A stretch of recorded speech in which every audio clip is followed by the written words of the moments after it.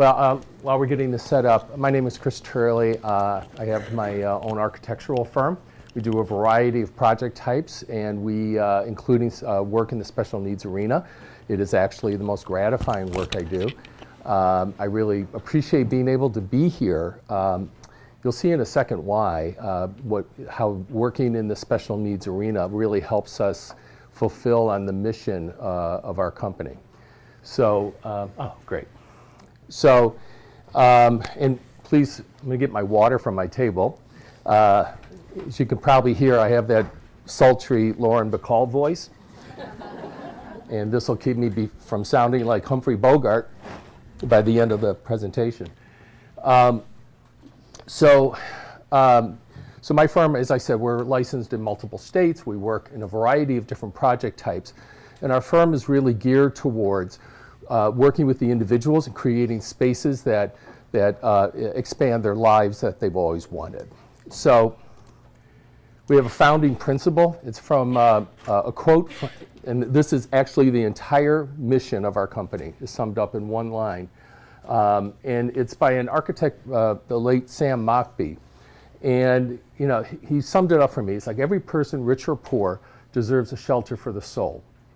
And a lot of times we spend a lot of effort creating shelters for the body, for the materials, for everything that we own around us. And we really sometimes go beyond, we forget to go to the soul. And so our design, the way we work, is really looking specifically at how do we go into the future and help people really define what will make a difference in their lives. The architecture is unimportant in comparison to that. That's not something you'll often hear an architect saying. So we really don't care about the building until we really know what the lives are going to be like in the building. And we really consider it a stage upon which people can expand the lives that they've always wanted for themselves. So what we're going to talk about today is a little bit of a different approach. Originally, I think we were going to have two speakers today. This morning, we're going to push one back a little bit. Okay, I don't know if we mentioned that, till later on in the afternoon. But you can look at these, even though it'll be a little bit later, you can look at these as two equally viable solutions. So what I'll be talking about are smaller projects, more, excuse me for 1 second, more specific to the people who are going to be living in the building, okay? And then, but that isn't a solution for everybody, right? So there are other projects that you want to have have much larger number of units out there because we have a big problem to solve. There isn't going to be one solution or even 20 solutions. There's going to be 100 different solutions at least. And so we really want to be able to have a process in place that helps figure out which of those solutions works best for you and your family. So I'm going to describe the process we use, and then I'm going to just show you a project that we did that is actually very complex, right? Much more complex than most of the projects we're working on. And I'll show you how that evolved in that project. When you see it, I don't want you to say, well, that's not my project. My project, I don't need that much, and therefore none of this really applies. It's not about the project, it's not about the architecture or the design that we created for that particular site. That was specific to them. What I really would like you to take away is that there is a process that you could use that will encompass what you need for your family members and for yourselves. So we'll go through that in just a second. So we'll talk about the process a little bit. So we did a project called Tommy's Project. And this is one I did a couple years ago. And you can see it's a standard suburban house. Now, this process applies to almost any environment, right? Whether you're working on a condo, you're working on a CILA, you're working on a family home, an existing property, multi-unit, the process can be the same. So what our goal here was, first of all, this was a joint project with George Braddock. If you know him from CHS out in Oregon. He has been a designer in the special needs arena forever. So he and we worked together on this project in Illinois. So, we had a bunch of different goals. The one is obviously person-centric. We also have to balance safety and security. Oh, thank you. Safety and security, and making it function and be environmentally responsive, right? For both the individuals, energy efficiency, et cetera. We also wanted the whole process to be fun, which we were able to do. It was also challenging because, this is the thing that I would like, one of the things I'd like to take away for you to take away today is the architecture is actually not the hardest thing. We know how to do it, right? We know how to build. So in the process that you're going through, if you're working with a team like CEIF, we're a small part of their longer process. And I just want to assure you that while what we do is complex, we've built hundreds of millions of homes in this country. We know how to build homes. So if you use a process and follow the right steps, it will be made specifically for the needs for today and tomorrow, and it will be buildable, all right? So I just want everybody to leave with that reassurance, because I know building a house or renovating a house or altering a house, sometimes you can get stuck. It could be oppressive. So Tommy is a young man. He moved back from a school out of state, and he was moving back to Illinois. He is profoundly affected by autism, nonverbal. He's quite strong, and when he gets frustrated, when he gets anxious, he can be quite physical, right? Very physical. And so that was a part of the design. And we went through this design process, and I'll explain it in a second, about how we took all this information from the various places and combined them. And we knew that moving a young man like Tommy across the country, putting him in a new home and a new environment and a new staff, new schedule, et cetera, was going to cause a great deal of stress on him. He has a lot of environmental triggers, right? Glare from lights, smells, noise. He likes to wipe surfaces with, nothing can sit on a countertop with Tommy around. He attacks materials, so he pulls away at things and picks at things. And then there's a term we use about whether something can be weaponized. And so a piece of trim, a door, whatever, some object that can be used to harm himself or others. And then we also had to deal with repetitive actions. Now, this list here is a very, very simple list of what came out of multiple, a dozen pages of our design directive, okay? So we had a whole team together. We got everybody around the table. And the first thing that we do when we start working through this is, and we're going to alter the normal process for what most people think is the normal process. We're going to make one important, simple but important change. So when a project normally goes through, people say, hey, we want a new house. When a lot of people come to me for a project, we want a new house. We bought this house. We want to make the changes to it that'll fit our lives. Okay, that works, right? That's very common. When we're working with this community, and ideally all the communities we work with, we actually alter it slightly, and we start designing the house before we know what the house is. So what happens is we started working with Tommy's team. So the caregivers, the family, the parents. In Tommy's case, he's nonverbal, so, but where we have somebody who can express themselves, we work with them as part of the team. And we start to develop the concepts of what the house should have.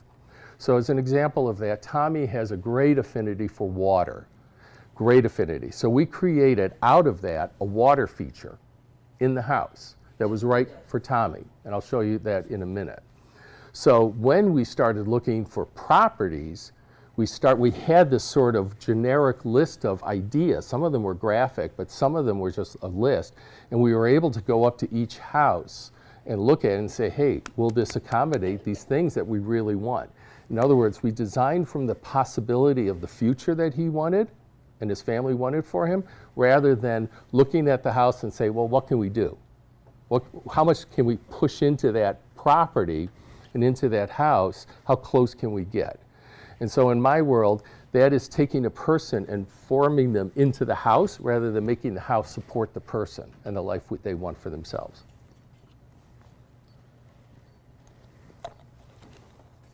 And so the important distinction of that is not only do you get the things that are most important in the house and get them executed well, but sometimes you end up with different solutions. So we just started a new project, and the family hired us to come and look at at their current house, and you get an elevator in it and some patient lifts, ceiling-mounted patient lifts, and some other features into the house. And as we started to explore it, we're like, well, yeah, we could do it, but there's a lot of complexity. We're going to have to really start moving a lot of walls and make some major changes. We're going to spend all the budget, and I'm not sure we're going to get 100% of the impact that we want. And so we paused, and they went out looking for different homes to change out. Now, that was not part of what they originally anticipated that it would look like. And so they actually found several homes. We worked with them, and we gave our opinion on which one we thought would work best. They actually bought that house, and we start the project next week. Now, they had to buy a new house, right? And that has some cost involved, but the construction price went down dramatically. They need far less of what I need to provide. The house has a lot of stuff ready to go. So now we put in a lift, we widen a few doors, and we attach the patient lift, and it's done. So it's a much simpler project. In the long run, they're going to save an enormous amount of money. So that's the advantage of getting the design team early. It doesn't cost you anything extra to get a design team together earlier, and then they'll be able to kind of look over your shoulder and watch as you progress through the CIF's process or whatever. Okay. So as I said, this is the project. The property is a typical suburban house. There was nothing wrong with it, except, this is it. I don't know if you can quite see that. It's a little hard to see. But typical suburban house. Like I said, nothing wrong with it. Not over the top as far as material quality, and not terrible either, right? So what were the issues that we dealt with there? Well, we went through this design process. We came up with a list of things, and I think I mentioned that glare is an issue. And so when you look at it, the can lights in this building all had glare. And with Tommy being big, and he could reach up and hit those lights. And so we were concerned about injuring himself. We also wanted to reduce some maintenance issues. This was a 1970s design style. And so those can lights are big energy losers. And so we actually changed out every can light in the building, but just the insides. So that sounds like a big deal, right? But it was $12 per can, and that's cheaper now. So now we sealed those around so he can't pull at them. If he hits it with his hand, nothing happens. It's an LED. So there's no glass to break. There's no glare because it's further up. It worked out really well. We had breakable windows. We had these wooden blinds, which were beautiful, but they could be torn off and they could be used to injure somebody, including Tommy himself. The doors were fragile. They were beautiful oak doors, but if you kick them long enough, they break into pieces. If you slam them enough, they break into pieces. And so we replaced them. But we replaced them, as with everything, everything was off-the-shelf construction items. There are only two things that came from the commercial market. I'll point them out in a second. But everything was off the shelf. There was nothing that we didn't invent anything new here. We didn't have to fly any special devices in. The walls were weak from Tommy's perspective, because Tommy likes to do this and the mule kicks. And so we knew where those walls needed to be reinforced, and we reinforced them with plywood and put the drywall back. We got rid of blind spots so that the staff could sit in one place and have surveillance over the whole thing.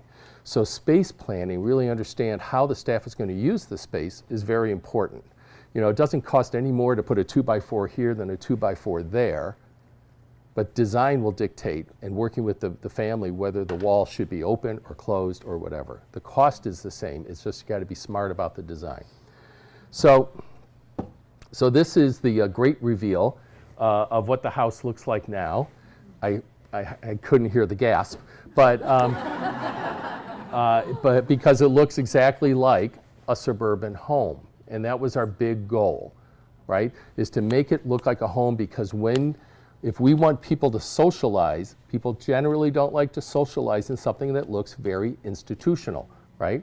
We wanted to make it comfortable. We wanted to make it so that the staff people had a pride of place, that when they came here, they took care of the space. We wanted the family to feel warm and for the building to be welcoming. So let me break down the building a little bit for you. So we changed out we looked at every single thing on this building, like every light switch, outlet cover, wall trim, door, lock, everything. I mean, everything. And we looked and tested each one to make it, we didn't want to call it Tommy proof, but that did come up. It was like our Samsonite luggage test. You know, if we can get it past Tommy, it'll work forever. And then what we did is we actually took a lot of the technology that some of the people presented before. Ours was, this is 2 or 3 years ago, and that world has completely changed. So we had to do a little bit of inventing on our own. But almost all the technology, thermostats, security systems, electromagnetic locks, everything is hidden away. You won't see it in the house. The only things that are really exposed are touchpads, and even those have a cover on them. Tommy would like to tear things off the walls. So these are pictures of the house. This is the house, and I'll break down a few things so you could see what we did here. So big TV. Tommy likes to watch TV. All the electronics in the house originate back in an electrical closet. The fax machine, the telephone system, all the video games, everything just home runs back there so that we could keep it behind, and it's all controlled with remotes. The thermostat, everything is on a remote. And so it can be controlled with the caregiver's iPad, and a subset of that is Tommy's iPad, so he could turn on the TVs and do certain things. In this picture here, those are skylights, those rectangles up on top, those were already in existence. We didn't have to do anything with them. We added the speakers over the couch because noise is a trigger for a lot of people. This is going to be what is now a Scylla. For the first year or two when Tommy was adjusting, it was just him, and now there are other people living there. And we know that TV noise can bother people, and so we put the speakers as close as we can to the place where somebody's going to watch TV so that the volume can be lower, right? And so we changed out all the lights. Every piece of trim, wood trim that you see, was removed and reattached. It was glued and it was screwed, and the top of it was sealed with sealant so that he can't get his fingers in and pull at it. The walls were reinforced in certain places where we thought it needed to happen. Right behind that TV is a room. We took a laundry room and flipped it over towards the entrance, that door on the left. That's also the entrance from the garage. And then we created a quiet room, which I'll show you in a moment. The TV is right behind it.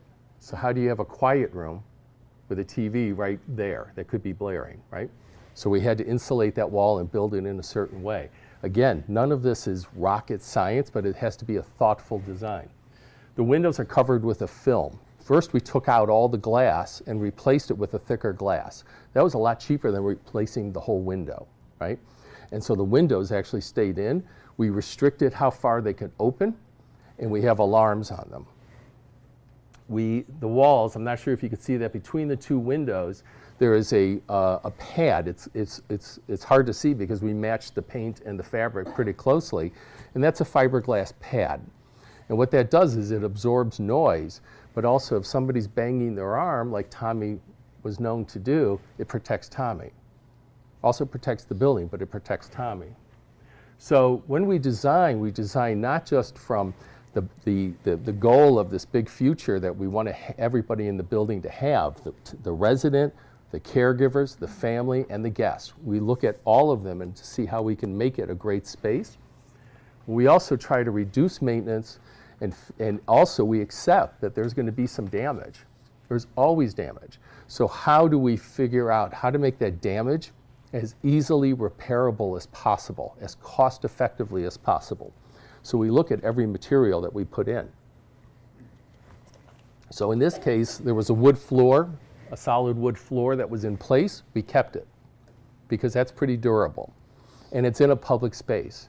But in Tommy's bedroom, where he might be having some accidents, right, or in other places, we put in a vinyl wood floor because we can pull up those vinyl planks, clean them, and put them back. We can clean all around them, the floor, the subfloor, et cetera, so that we don't have a buildup of issues. This is the back view. So you could see that on the left there's a little window in a wall. We needed to keep that wall structural for structural reasons. So we popped a window in there just so that there isn't a blind spot for the caregiver. So this is the pride, other than my 2 children, this is my pride and joy. This table will survive anything. Like this will be after, the next war, it'll still be there. What you see there is a table that actually, that base is actually a false base. That's a protective base. This bolts into the structure of the building. And so I actually stood on the edge of it, and I weigh a lot, and it didn't budge. So we were pretty confident that Tommy was not going to be able to pull this up and destroy it, hurt himself, or hurt somebody else. So we built in, we don't have any loose furniture other than soft furniture. So those couches you saw, they don't really have a lot of hard edges or solid objects to them. They're mostly foam. And so even if he does pick one up and throw it around, it's not going to hurt anybody. The built-in banquette there is designed so that he can't see the top of the counter, right? So that he won't be as tempted to sweep it when he's sitting there eating. And it's also the central location for the caregiver. From that seat, you could see almost everything, right? I'll get back to this little cabinet here in a second. So one of the things Tommy likes to do is walk in circles and really sort of relieve a little bit of anxiety. And so we set up a track in the design. It didn't take much. It was just, we realized we had the opportunity. And so that door on the left can be opened up, and it actually is a pocket door. Sorry, that one's not the pocket door, but it actually, yes, it is. That's the pocket door. Sorry, it's been a couple of years. And it retracts, and then it stays there. Only the caregiver can kind of pull it out. And by walking through that hallway in the back there, Tommy can come back through the kitchen, and he has a circuit. And he could do that for as long as he wants, right? Except there's a concern about when there's cooking going on, whether he will harm himself when there's hot pots and water and that sort of thing. And so one of the things we came up with was to create this bookcase here. So you saw the bookcase was closed in the previous photo, right? And it's locked. And when we have it open, inside of it are things that Tommy loves to play with, right? This is his treasure chest. And so the thing we were trying to avoid is punishing Tommy by saying, you can't come through the kitchen now, putting up all these barricades, but instead trying to deflect his interest. And so the caregivers can use that. And the caregivers, by the way, are Clearbrook. The family owns the house. Clearbrook manages it, manages the care in it. And so we can close that other door, close that, open that cabinet, which is actually a gate that locks into place in the kitchen. And so we had to modify this a couple of times, but the concept is don't put up the barricades, right? Don't punish what feels like punishment, try to deflect. This is the quiet room, which I think every home in America should have.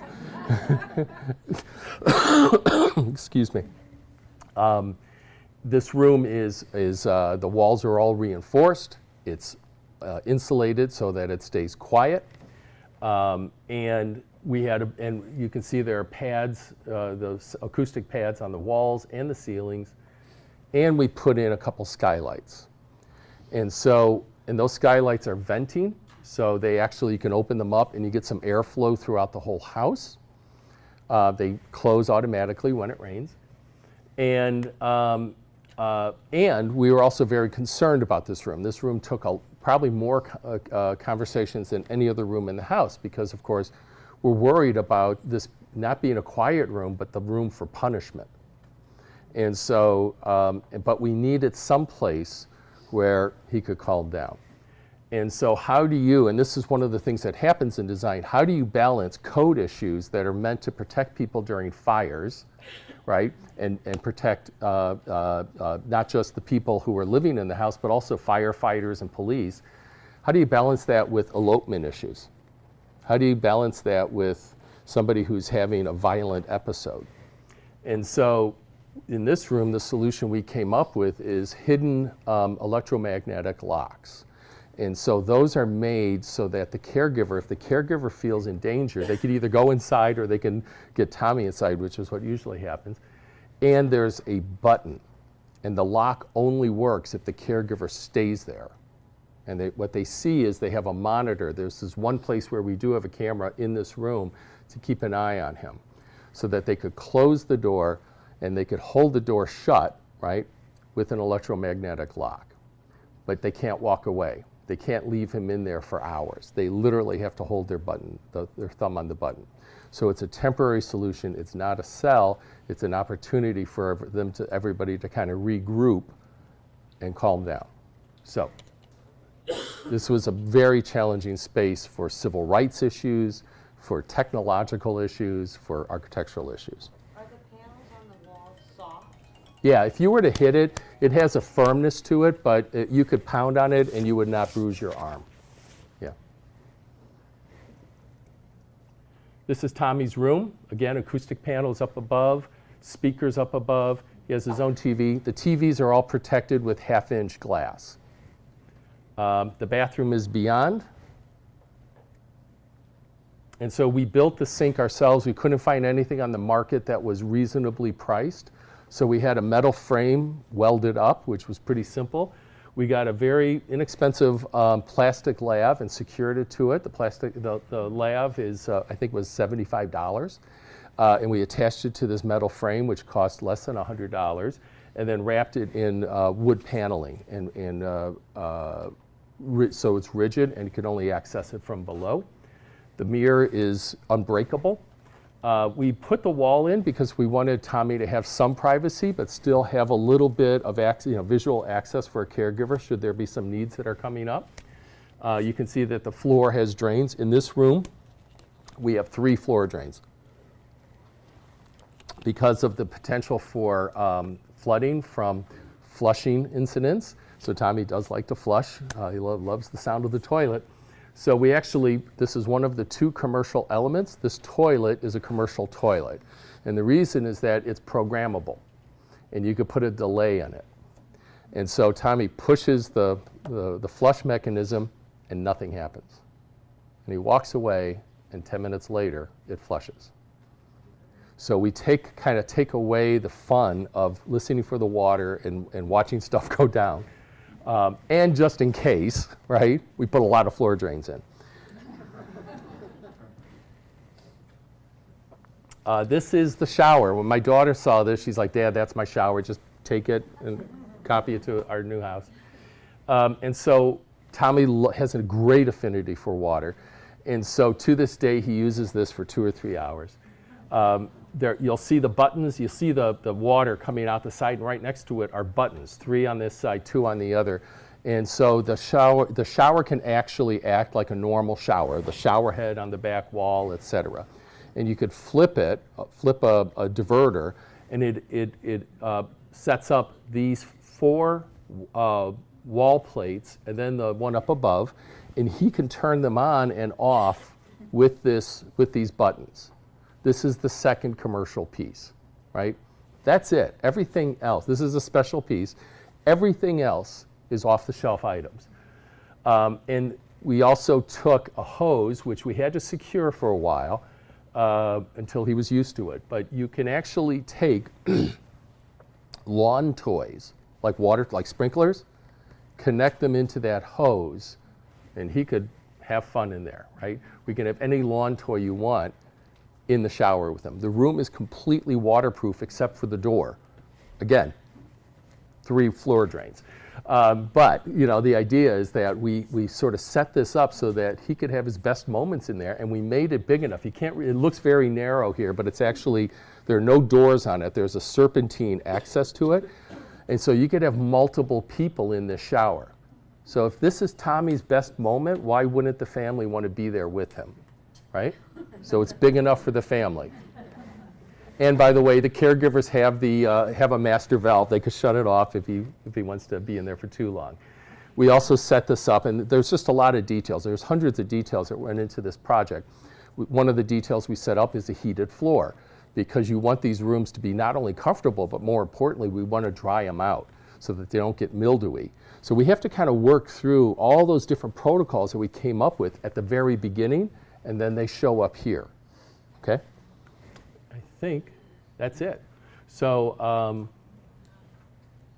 do we have time for questions, or do you want to? I think we have time for like 2 questions. 2 questions. Okay. Any questions? Oh, we need a microphone. Is there one over here?